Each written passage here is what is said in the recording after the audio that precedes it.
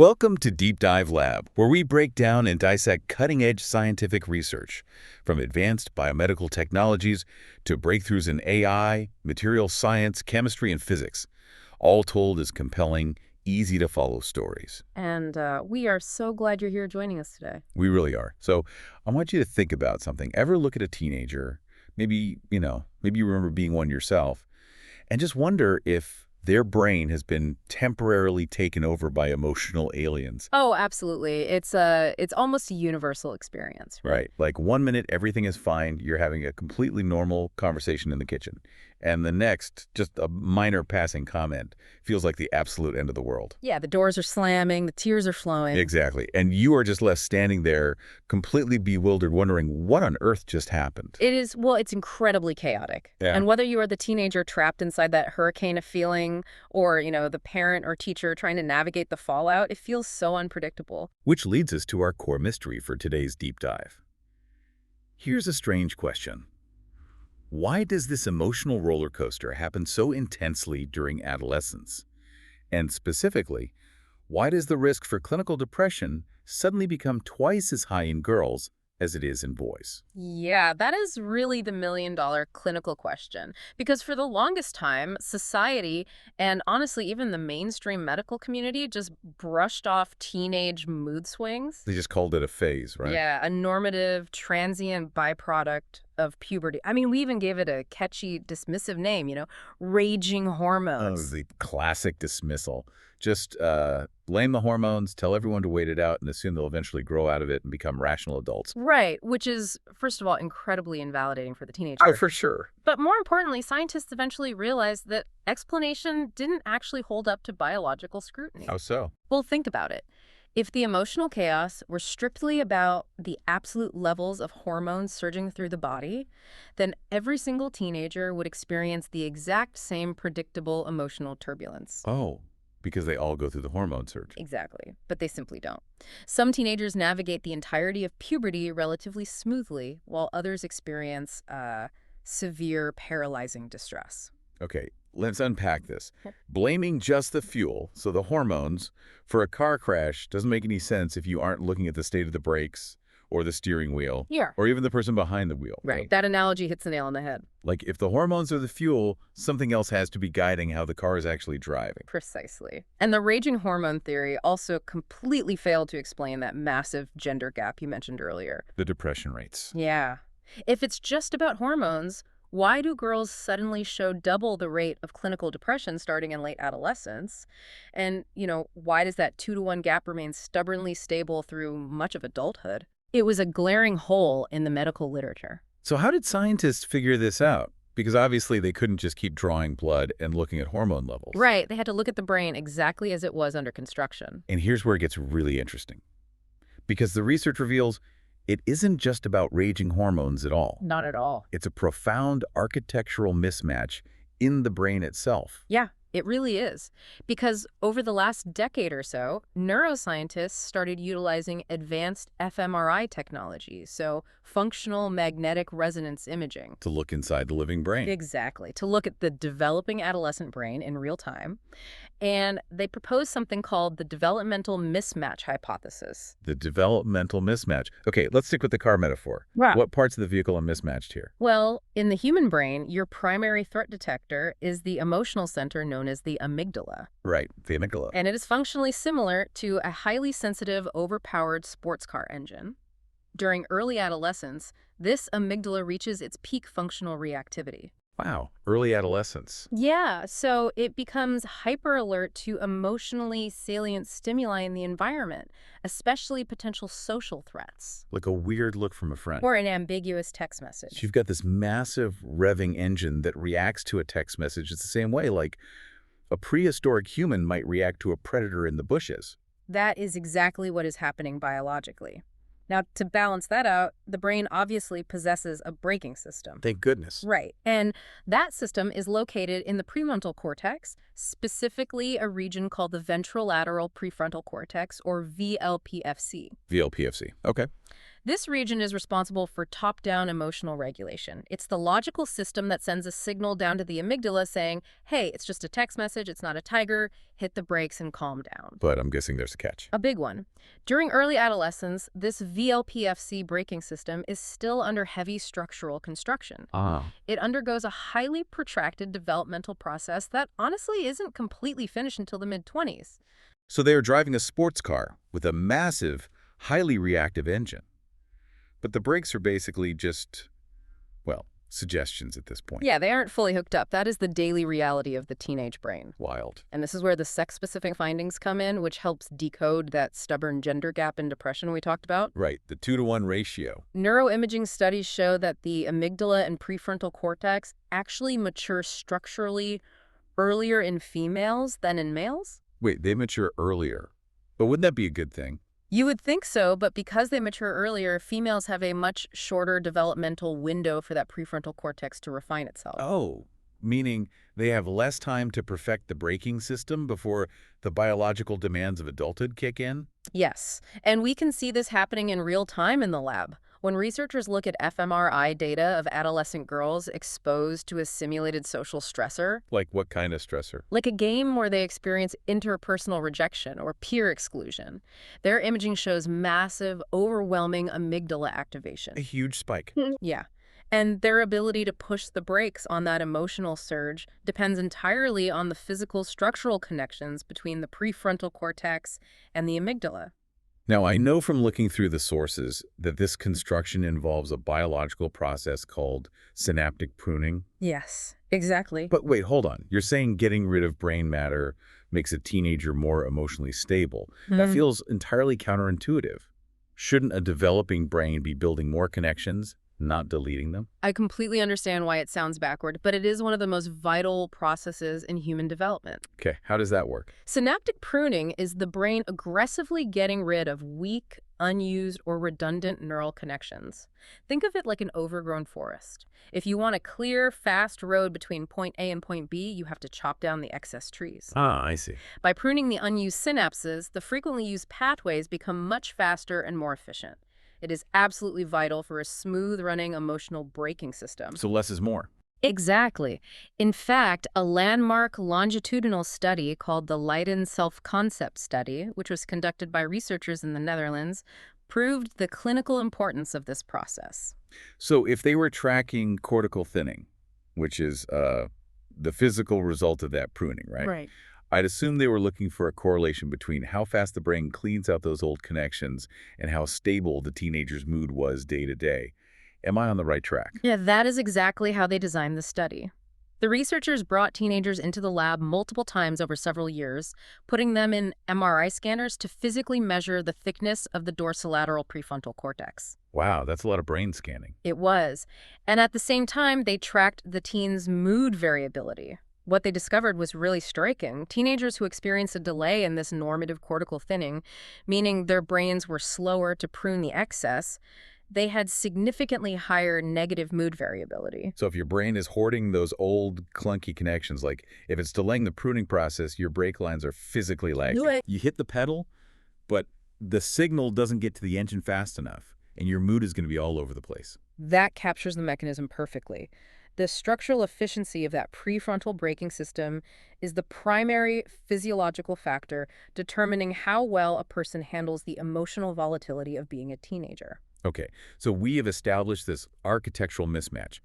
The sports car engine is revving, the brake lines are still being installed and pruned, Right. but the engine isn't running in a vacuum. What turns the key in the ignition? Like, what flips the switch on all this brain remodeling in the first place? That brings us back to the hormones. But we have to look at them through a completely updated scientific lens. The biological catalyst here is the activation of what researchers call the dual-axis model. Dual axis. So we are talking about more than just the standard reproductive hormones we learn about in middle school health class. We are. Historically, medicine just blamed the reproductive system, the HPG axis, which stands for the hypothalamic pituitary gonadal axis. Okay, HPG, that's estrogen and testosterone. Right, the factory producing those hormones. But contemporary science shows we cannot understand teenage mood swings without also looking at the HPA axis, the hypothalamic pituitary adrenal axis. The adrenal axis, so stress. Yes. The HPA axis is your body's central stress response system. Think of it as the brain's alarm dispatcher, sending out cortisol.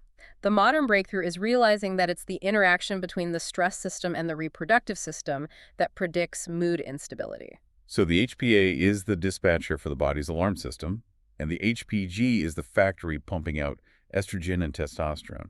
And you're saying they cross wires. They profoundly influence each other, and what's fascinating here is it is not the absolute concentration of hormones causing the mood swings. Really? So it's not about how much estrogen or testosterone is in the fuel tank. Not at all. It is about hormonal sensitivity profiles. Sensitivity profiles. Yeah.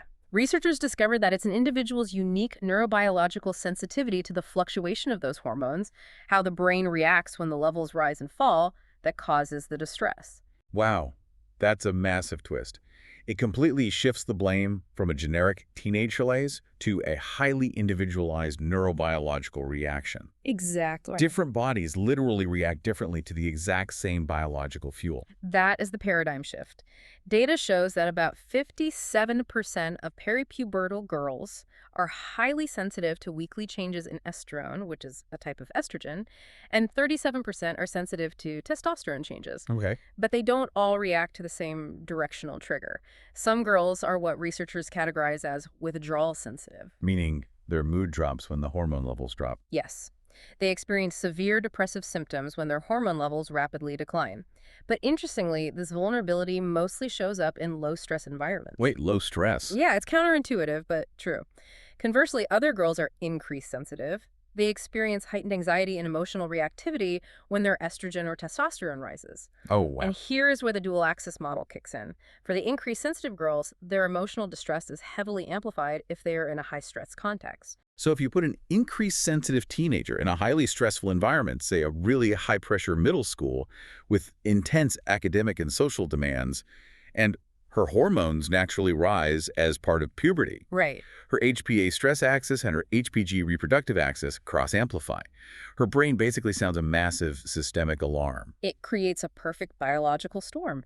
And to see how this actually plays out over time in the real world, researchers from VU University Amsterdam and other collaborative institutions conducted a massive longitudinal study called READARI. Radar. They used a diary method tracking kids from ages 13 all the way to 18. A 5-year diary study for teenagers. That sounds like a logistical nightmare. What were they actually tracking? They had the teenagers report on their daily moods, specifically happiness, anger, sadness, and anxiety over 5 formative years. Every day. Yes. Imagine getting pinged to log your deepest emotions while you're navigating high school. But it provided an incredibly rich, granular data set of how their emotional regulation evolved alongside their brain development. And what did the data show? Did the emotional turbulence just get progressively worse as the academic and social pressures mounted? Surprisingly, no. The findings contradicted the common cultural narrative. Over those 5 years, the daily variability in happiness, anger, and sadness actually declined continuously. Really? So they got better at handling it? Yes. As the prefrontal brakes physically matured and the synapses pruned, the teenagers demonstrably got better at regulating those specific emotions. Okay, that sounds like a massive win for the developing brain. But knowing this topic, there has to be an exception. There is. The exception is anxiety. Anxiety didn't follow that steady downward trend of improvement. Instead, it followed an inverted U-shape. An inverted U-shape, so it goes up before it goes down. Exactly. It starts lower in early adolescence, peaks right around age 15, and only then begins to gradually come down. And when you isolate the data for adolescent girls, their absolute peak vulnerability window for intense negative mood and anxiety is right there in mid-adolescence, tightly clustered between ages 14 and 16. Man, that makes a terrifying amount of sense when you pull the pieces It together. really does. You take this emotionally reactive brain with an overactive threat detector. You add these wildly fluctuating individualized hormonal sensitivity profiles peaking around age 15. And then society plunges them into the modern digital world. Oh, the digital environment is the ultimate amplifier. We have to remember that adolescence is fundamentally defined by a massive social reorientation. Teenagers are biologically driven to separate from their parents and seek out peer connections. Right. It's an evolutionary imperative called the social baseline theory. This theory argues that social connectedness isn't just a nice psychological bonus. It's a fundamental biological requirement for the human brain to effectively regulate emotions. So when teenagers seem, obsessed with what their friends think, they aren't just being superficial. They are hardwired to care about peer evaluation because their brain literally uses those relationships to distribute the emotional load. It's survival biology. For adolescent girls in particular, feeling socially connected to their peers is a mathematically stronger regulator of daily emotion than feeling connected to their own family. Wow. Their amygdala becomes hypersensitive to social evaluative stress. Interpersonal rejection doesn't just hurt their feelings, it registers in the brain as a profound, neurologically dangerous threat. And now, as a society, we hand them a smartphone where interpersonal rejection is no longer just a weird look in the cafeteria. It Exactly. is quantifiable, 247, in the form of likes, comments, exclusions from group chats, and read receipts. We put their primary emotional regulator on a screen. Which brings us to some very stark, sobering data from the Pew Research Center spanning 2024 and 2025. They surveyed thousands of adolescents, and 48% of teens now openly admit that social media has a negative impact on the people their age. Almost hash. And the gender divide is striking. Girls are significantly more likely than boys to report that social media ruins their sleep architecture, tanks their self-confidence, and actively damages their mental health. But let me play devil's advocate here for a second. Sure. If they biologically require peer connection to regulate their emotions, and their peers are all on social media, doesn't the platform provide a necessary lifeline? I mean, is all social media use inherently toxic for this brain architecture? That is the nuanced reality we have to grapple with. The data actually shows a J-shaped curve when it comes to screen time. Low usage, defined as about 1 to 3 hours a day, can actually improve a teenager's well-being compared to zero usage. Because it keeps them connected. Exactly. It facilitates that vital peer connection, allows them to participate in cultural conversations, and prevents social isolation. Okay, so a small dose is medicinal. But think about the teenager in your life right now. Hitting 2 hours on TikTok or Instagram happens before they even finish their afternoon homework. What happens when they cross that threshold? After that 2-hour mark, the curve hooks sharply downward. There is a devastating decline in well-being, specifically for girls. Once you cross into high usage, the mechanisms of social comparison, self-objectification, and cyberbullying completely override the benefits of connection. That's terrifying. The research presents a terribly clear statistic. For every single hour increase in social media use beyond the baseline, there is a 13% increase in the risk of clinical depression. 13% turnover. Yes, and that correlative link is significantly stronger in females than in males. So what does this all mean? If you're listening to this and you've got a teenager at home, or you teach them, or you just interact with them, the major takeaway here is that the teenage girl's brain isn't broken. It's not defective. No. It is just temporarily navigating a perfect biological storm. You have an overactive threat detector in the amygdala, an under construction braking system in the prefrontal cortex, a highly individualized hormonal flux, and a digital amplifier that constantly triggers their deepest social stress vulnerabilities. And if we connect this to the bigger picture, recognizing the mechanics of that perfect storm is the only way we can differentiate normal teenage angst from actual clinical pathology. Because they are not the same thing, and treating a developing brain with the wrong intervention can be incredibly dangerous. How do clinicians actually tell the difference? Because, from the outside, a door-slamming teenager could just be having a perfectly normal hormone flux on a Tuesday. Yeah. Or they could be suffering from clinical depression. It requires looking closely at the specific presentation, the duration, and the timing of the symptoms. For example, major depressive disorder, or MDD, has about a 7% prevalence in this age group, and as we noted, it's 3 times more likely in girls. Okay. But crucially, in teenagers, MDD often presents as chronic irritability and explosive anger, rather than the stereotypical crying, lethargy, or visible sadness we associate with adult depression. That's a huge distinction. It is. It is persistent, lasting more than 2 weeks without a break, and it fundamentally impairs their ability to function at school or with friends. What about mood swings that seem severe but are strictly tied to a biological schedule, like their menstrual cycle? That requires a different diagnostic lens entirely. That could be premenstrual dysphoric disorder, or PMDD, which affects about 1.6% of girls. The luteal phase is that specific biological window right after ovulation and before menstruation begins. Okay, the luteal phase. The key distinguishing feature of PMDD is its strict cyclicality. The extreme affective lability, the severe anger, and the hopelessness only happen during that luteal phase. And the moment their period actually starts, the hormonal flux resolves, and there is a rapid, almost immediate remission of The symptoms. emotional fever just breaks. It's night and day, and tracking that timing is incredibly important to distinguish PMDD from something like bipolar disorder. In bipolar disorder, the mood episodes of mania and depression are prolonged, lasting weeks or months at a time, and they occur completely independently of the menstrual cycle's timeline. Now, I also read in our source material that ADHD in girls can completely mimic some of these mood disorders, which honestly blew my mind. It's a massive blind spot in adolescent medicine right now. ADHD in girls is chronically masked and underdiagnosed because it frequently presents as internal emotional dysregulation rather than the external physical hyperactivity we typically look for in young boys. Right, the scary typical bouncing off the walls. Exactly. And here is where the hormonal profile matters. Estrogen actually promotes dopamine and serotonin function. So when a girl's estrogen levels naturally drop right before her period, her underlying ADHD symptoms severely exacerbate. Oh, wow. A clinician might look at this profound emotional crash, see the mood instability, and misdiagnose her with PMDD or bipolar disorder. In reality, it's undiagnosed ADHD intersecting with her specific hormonal sensitivity profile. The fuel is interacting with a completely different engine issue, and Yeah. if you don't know the mechanics, you apply the wrong fix. Exactly. So knowing all this, knowing that the prefrontal brakes are under construction, the amygdala is easily triggered, and the hormone sensitivities are unique. What is the actionable science here? Are we just at the mercy of time, waiting for their mid-20s? Not at all. The scientific community has formalized a concept called mood hygiene. Mood hygiene. Yes.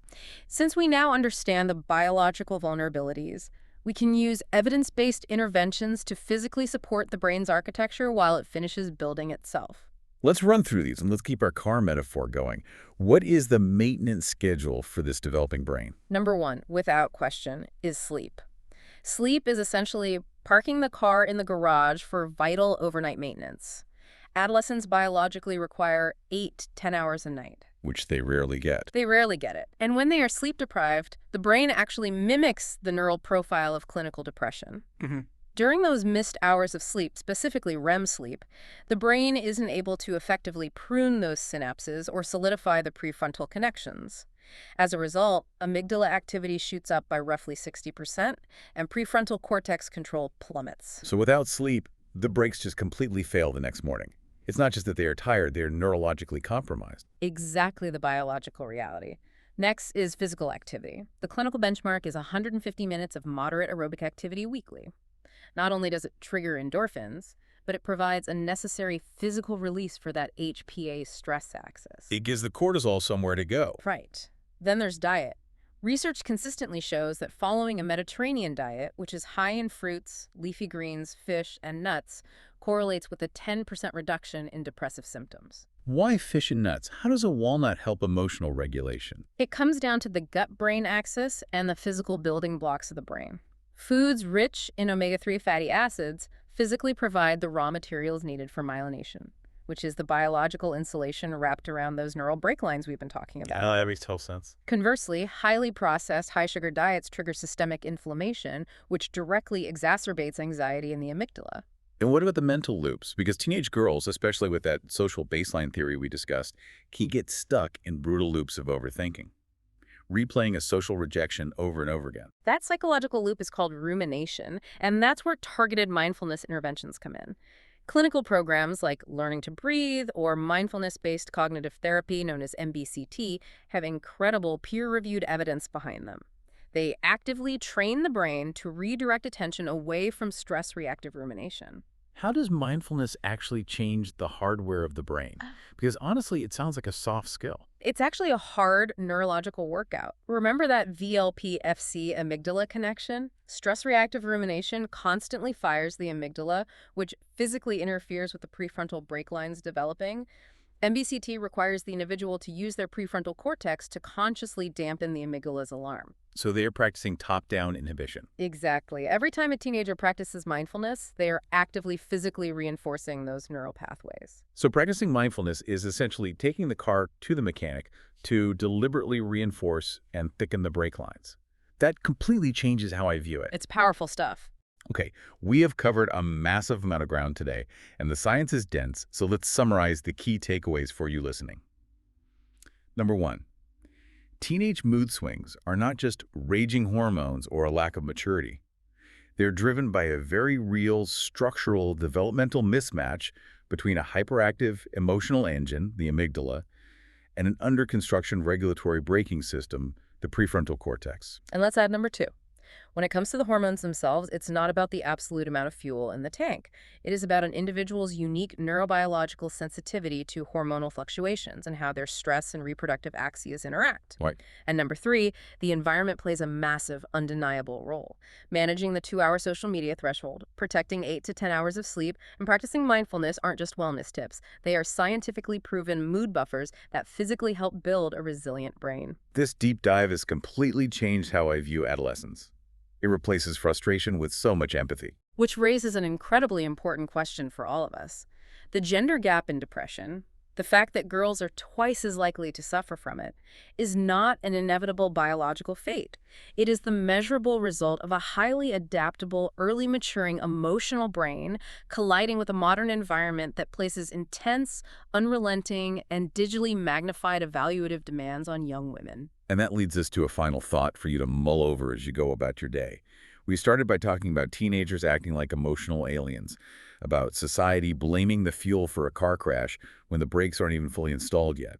Well, if science can now map out a person's unique hormone sensitivity profile, and we know exactly what the brain is trying to build, how might we completely redesign our middle and high school environments? From later start times that protect sleep architecture to mandatory digital literacy and mindfulness training. Exactly. How can we actually protect and empower this vulnerable yet incredibly dynamic stage of human development? It requires a completely different paradigm for education and parental support. We have the biological blueprint of the car now. We just need the societal will to build better, safer roads for them to drive on. I couldn't agree more. Thank you for joining us in the Deep Guide Lab today. If you want to keep exploring the hidden mechanisms behind how our world and our brains work, be sure to follow and subscribe. We'll see you on the next Deep Dive.